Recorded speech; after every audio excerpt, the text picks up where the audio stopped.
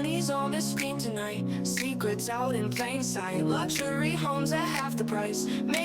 This video I was planning to make a long time, and this is on how to negotiate correctly if you're buying a real estate. Many people think that the way to buy is just to find, and I used to think I would be guilty in this myself too, would be just to find the cheaper deal you could find and then to just go and or do the offer. No, it's not going to work. Most of the time what happens is that everybody in the market are trying to find the cheapest deal, and the problem with this is that if you are going to that deal, and other 1,000 people in the market who are in the search of the properties are going to that too. This is a strategy that many realtors use. They get a property, they knowingly list it below the market, and then they wait, and people overbid each other. They call it bidding wars. What ends up happening is the property goes way higher, kind of auction type of strategy, way higher than it's supposed to be selling initially. Don't make a wrong assumption that you're the only guy that sold that property on the Zillow and this is your chance, you're going to get it for the lowest price. No, it doesn't work like that. What I advise to my clients is never chase the lowest priced. Instead, try to find a little above the lowest and little below the average price. Make sure to pay attention to the days on the market, because that's one of the crucial factors. If the property was on the market for more than 2 months and they never lowered the price, most probably that this guy is not going to sell. He doesn't really need to sell. Whoever needs a property to sell and had the property in the market for a month or two, they will eventually end up lowering prices. Now, those properties are most of the time are best properties to buy. Like, it's a best bang for your buck. You can go to that type of seller and negotiate the price. Now, negotiation in itself is another form of art, which I will explain how I do personally negotiate. Never go with the lowball prices, because first of all, many people, I personally, like, if I listed the house for $1 million and you will come offer for 700,000, I will don't get you seriously. Like, I can tell you, especially with this wholesaler nonsense, like everybody's watching YouTube videos nowadays and thinking that I can make like another million in 1 month in the real estate market. It doesn't work like this, guys. You have to be reasonable.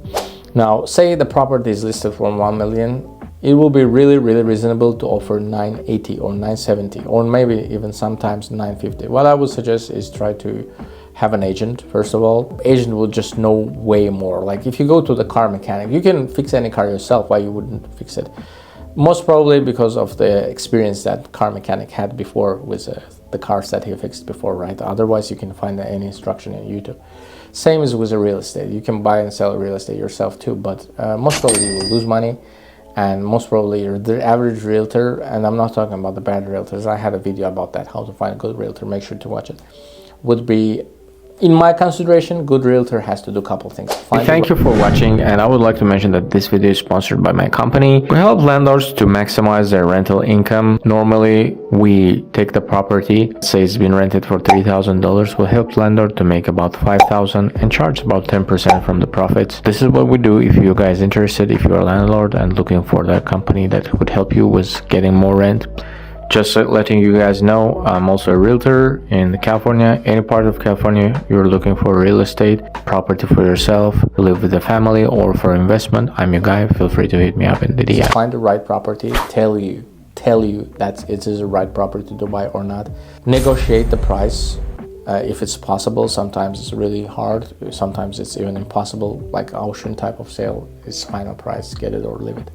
But if the realtor is a good realtor, he would be able to negotiate the price most of the time. I do personally for my clients. I lower the price most of the time, and there is a ways to lower that. So if you offer a reasonable price, remember the price you offer have to make sense to the seller and to you. It's not just you that the party in this negotiation. Now after that, you go into the contract, and just so if you guys don't know, it's really bad for the seller to get out of the contract, because then many people think that there's something wrong with the house and it just doesn't look good for the property. So if you're in the contract, then it's time to negotiate. Then the real negotiation starts. You will have to order an appraisal, make sure that the bank will loan money on that house. Sometimes there are houses that would not qualify even a conventional loan. The only way you can buy them is either cash or hard money loans. So in this type of scenarios, is really you don't have a really big room. But if there is an appraisal and there is an inspection, which I'm pretty sure many houses have many issues, especially in America where they build from the wood, eventually one of the characteristics of the wood is that it gets rotten. It's like biomaterial that is not time limitless. It eventually over time it will get damages. So when negotiating, you will find, if you have a very good inspector, you'll have many points where you can make a reasonable negotiation. Again, be reasonable, guys. Don't expect $1 million, $2 million houses to sell for a half price. It doesn't happen. Even on auction, people overbid each other. Go to any county's auction, Google the house address, Google the price that they start, and you will see that it went up at least 2, 3, sometimes 3 times of the starting price. So what I would suggest is make sure that your realtor does negotiate the price and make sure that it's reasonable. Now, say the price that you went in the country is $950. If you're being reasonable and the house really has some work to do, another $50,000 is just a matter of time to get off that price. So reasonable offer for the house of, and all this obviously is not a precise number, so just for the sake of an example, you have a house that is being sold for $1 million, you offer $950, you get into contract. After contract, it's possible to downgrade it to $900,000, but don't expect to buy it for $700,000. It's not going to happen. Also, one thing that, and this is the last thing I would suggest to do, is always check comps. For instance, I was just chatting to the guy. He's for sale by owner.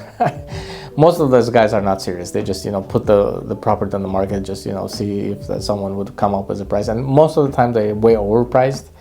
Those are not sellers. You need to find the sellers. And when you're going into contract, there is this thing called comps, like comparable properties. Pretty much what it means is that the properties that person sold in the same area for the last 6 months. So make sure to check them, and it should be similar square footage and similar size of property. Don't try to comparison 1-bedroom property to the 5-bedroom property. It doesn't make any sense. But if you have the comps that support the price that you're offering, that's a reasonable price. If you're off high or off low, then that's not reasonable. If you guys like this video, don't forget to subscribe, and I'll see you on the next one. Luxury homes at half the price, making dreams oh so nice. Click that play button now, he'll show you all the how. Mansions and condos, wow.